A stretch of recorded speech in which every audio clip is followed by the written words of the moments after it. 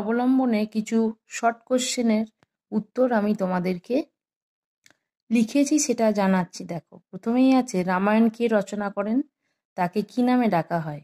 রামায়ণ রচনা করেন মহর্ষি বাল্মীকি, তাকে আদিকবি বলে ডাকা হতো।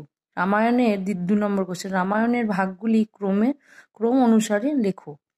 দেখো, প্রথমে আছে বালকাণ্ড, অযোধ্যাকাণ্ড, অরণ্যকাণ্ড, কিষ্কিন্ধাকাণ্ড, সুন্দরকাণ্ড, যুদ্ধকাণ্ড বা লঙ্কাকাণ্ড এবং উত্তরকাণ্ড। বাল্মীকি কার মুখে মুখে রামায়ণের কাহিনী শুনেছিলেন?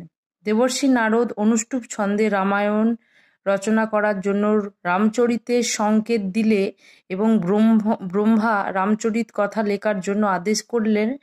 বাল্মীকি রামায়ণ রচনা করেন। বাল্মীকির পূর্ব নাম কি ছিল? দস্যু রত্নাকর। আমি দেখো কোশ্চেনটা আর একবার বলে দিলাম।